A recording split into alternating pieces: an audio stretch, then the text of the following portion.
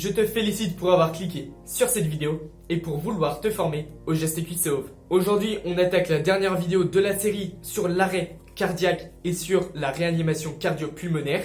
On va donc voir les insufflations, autrement appelées la ventilation artificielle par méthode orale ou aussi bouche à bouche. Les méthodes orales de ventilation artificielle permettent d'insuffler directement à la victime, les rejeter par le secouriste. Et peut-être que tu te dis que l'air que tu rejettes ne contient plus d'oxygène, mais si, il en contient toujours et il en contient justement assez pour rendre la technique de l'insufflation efficace. Si l'arrêt de la respiration de la victime vient juste de se produire, l'insufflation d'air dans les poumons de celle-ci va pouvoir favoriser la reprise de sa respiration. Pour commencer, on va voir l'insufflation concernant l'enfant et l'adulte. La première étape, c'est de basculer la tête en arrière de la victime, donc comme pour une libération des voies aériennes. Donc j'ai fait une vidéo là-dessus si tu ne sais pas ce que c'est, donc je t'invite directement à aller la voir. La seconde étape, c'est de pincer le nez entre le pouce et l'index, tout en maintenant la bascule de la tête en arrière. Tu ouvres légèrement la bouche, tu vas inspirer sans excès et tu vas plaquer ta bouche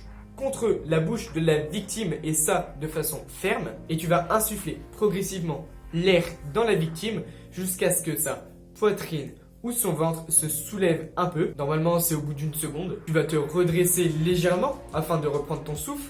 Et en même temps, tu vas vérifier l'affaissement de la poitrine ou du ventre de la victime. C'est ce qu'on appelle l'expiration passive. Puis tu vas insuffler une seconde fois dans les mêmes conditions.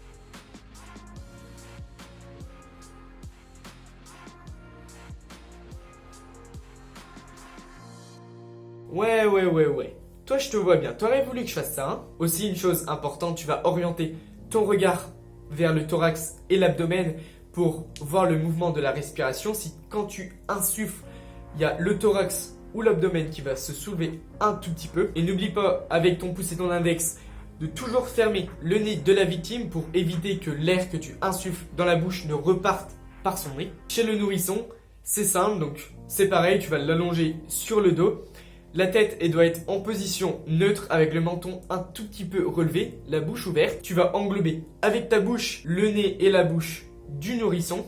Tu vas lui insuffler des volumes d'air sensiblement moindres que pour l'enfant. La durée des deux insufflations ne doit pas excéder les 5 secondes. Mais attention, si tu insuffles un volume d'air qui est beaucoup trop volumineux ou alors trop rapidement, cela peut entraîner le passage de l'air dans l'estomac et non dans les poumons, et secondairement une régurgitation du contenu de l'estomac. Ceci, c'est beaucoup plus fréquent pour les enfants et pour les nourrissons, les bébés, car ils ont besoin de volumes d'air qui sont beaucoup moindres que ceux des adultes. Évidemment, si la victime régurgite, tout ce qu'elle va régurgiter, donc les morceaux, les liquides, vont encombrer les voies aériennes et vont compromettre la RCP, la réanimation cardio-pulmonaire. En cas de vomissement, tu vas tourner la victime sur le côté. Ce que je vais dire, c'est peut-être un peu sale, mais tu vas dégager de la bouche de la victime tout ce qui est morceaux, débris alimentaires, tout ce qui est assez volumineux, même les liquides. Puis, tu vas la remettre sur le dos et reprendre la ventilation artificielle. Donc ça peut être répugnant, dégoûtant, mais il faut faire ce qu'il faut. Si les insufflations ne sont pas possibles, par exemple, il y a une répugnance du sauveteur, donc si la victime elle est remplie de vomi, tout ça, ou même si elle a eu un grave accident de moto, de voiture, une grosse chute, et que son visage il est complètement déformé, elle a du sang partout, donc c'est compréhensible que le sauveteur n'ait pas envie de pratiquer les insufflations.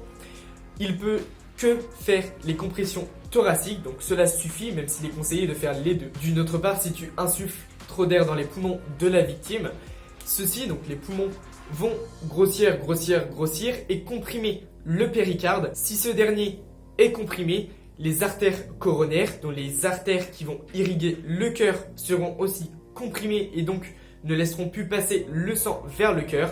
Et tu te doutes bien que si le cœur n'est plus irrigué, la RCP sera moins fructueuse. Franchement, je souhaite t'applaudir si tu as bien suivi les 3 vidéos sur l'arrêt cardiaque et la réanimation cardio-pulmonaire. La théorie, c'est bien, mais la théorie plus la pratique, c'est carrément mieux. Et n'oublie pas, le seul geste qui tue, c'est de ne rien faire. Pour aider au développement de Sauveurs de Vie, je vous invite à aimer, partager et commenter. Ça aide au référencement de la chaîne. Mieux la chaîne sera référencée, plus mes vidéos seront soumises à de nouvelles personnes. Sur ce, je te laisse et je te dis à la prochaine.